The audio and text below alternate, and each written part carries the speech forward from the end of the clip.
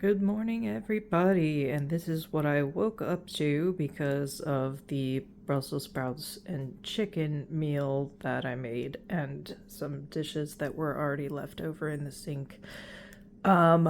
Because I'm disabled and I'm trying to be authentic, and I don't want to just show the clean part of the counter, and it really is uncharacteristically clean. I want to be honest with myself and with the public about what disability looks like. So, this is how far I got before I felt my back tweak. So, I had to stop. Yep. It's the next day, but the sink is clean. Huzzah! And I'm going to start by showing you the super safe wall socket that I'm going to plug my phone into while I record. Super safe and no issues at all.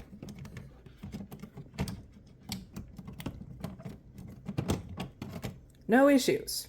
Today I'm roasting garlic. So I have garlic, whole cloves, I have kosher salt, I have cracked black pepper, and olive oil. And I'm using a Dutch oven, but you can use any kind of pan that will fit that much garlic. I may have to switch to a larger pan, but I want to use my Dutch oven.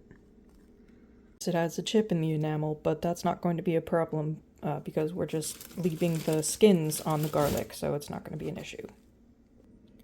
First, I'm going to set the oven to 400. Remember yesterday I said that 425 is generally the roasting temperature unless you're going to do something low and slow, which to get a good caramelization on the garlic, we want to do a nice low and slow. So we're going to set it to 400.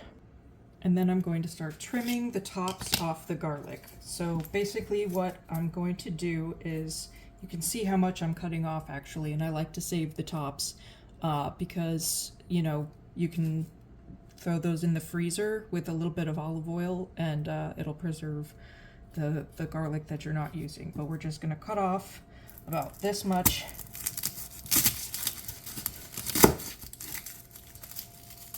Yeah, and if you see something like that, just go ahead and throw it out. This is a big bag of garlic, so I'm not worried about losing a clove or two. Now, you want to cut off so that you can see the tops of every clove, and you can see I missed a few here, so what I'm going to do is I'm going to very carefully just cut those off, because you want all of the tops to be exposed, because that's what's going to let the oil in and soak it up so that it'll get nice and caramelized. Alright, now you can see all the tops, and I'm just going to put it right into the pan, so don't even worry about the oil. Okay, I'm on the last garlic.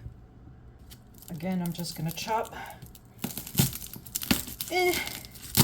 pretty much like half of it off, because I don't like having to come back and individually cut the ones around the edges. But you see, you could just pull the whatever paper comes off and you've got about most of them. So I think I think that was all of them. And again, because I don't like to see pieces this big go to waste, I just spend an extra maybe a couple of minutes trying to get the garlic heads cleared out. This is the total offcuts that I got from just the tops of the garlic.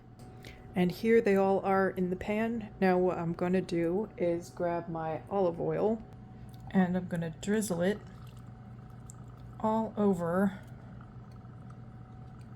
my garlic, because we want it to be nice and soaked. Then we're going to take our kosher salt and drizzle that on there as well. Now the salt, like I mentioned in my video on cooking chicken, is going to help draw out the moisture, and that is where the sugars are in the garlic, and so when you're drawing the moisture out, you're actually helping it caramelize as well. So you want to go pretty hard on the salt, but I also don't need this. For the kitchen imps. If you don't have a grinder and you're using pre-ground black pepper, that's okay. I just really like fresh pepper. Now, fully seasoned with salt and pepper, we just pop the lid on. And of course, the oven is preheated to 400. Bye-bye. All right, and we're setting it for 45 minutes.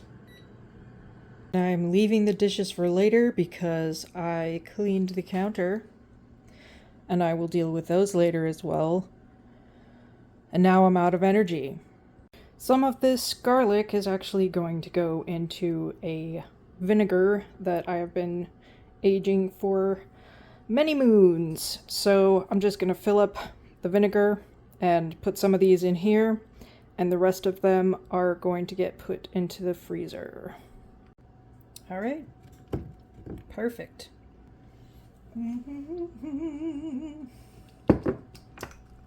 Just a little bit of oil. Okay, it ended up being in for like almost an hour and a half, but it's supposed to be very soft, so you should be able to just stick your fork right into it. Yeah. Put it right in my mouth. So this is what it's supposed to look like. It's a nice golden brown. I'm taking a Skyrim break while it cools.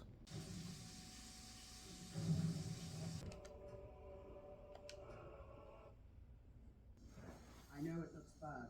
We've got to figure out what happened. Spread out and look for survivors.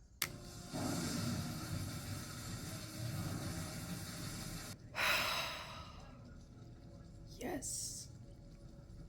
Now I'm gonna take the garlic and I'm gonna put it in my food processor. You can do the whole like squeeze the whole bulb thing that you see on the, videos, but I personally, I don't find it very efficient, so I'm just gonna do them individually. Basically what you can do is take a fork. Usually the fork trick works pretty good, but it just depends on clove to clove. But yeah, so you can take them out individually with a fork, or do the aesthetic squeeze that doesn't really get the whole thing out. Alternately, you could always put on a pair of gloves and just kind of pull them out individually. But, whatever works for you. I am doing a little bit of both.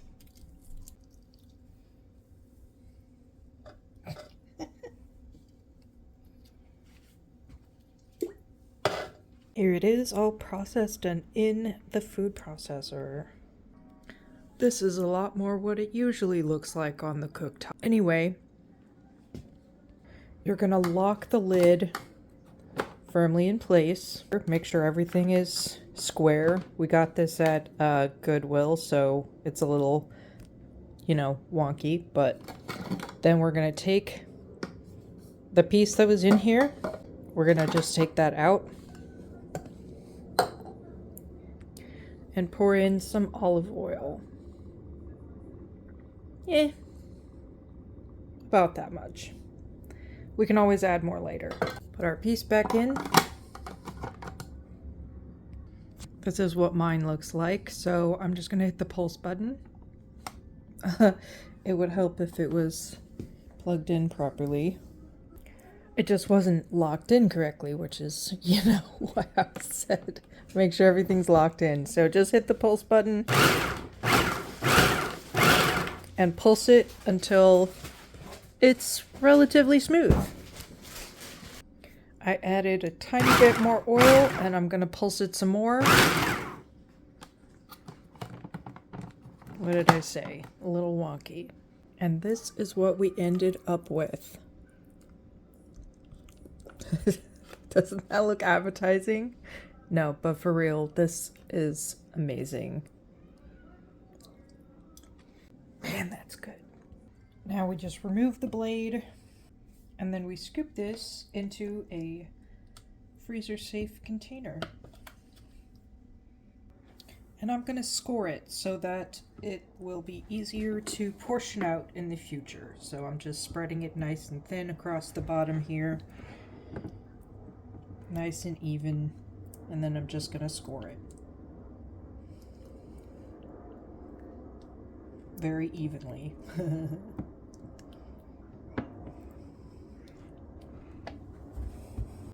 And then into the freezer it goes. I hope you enjoy.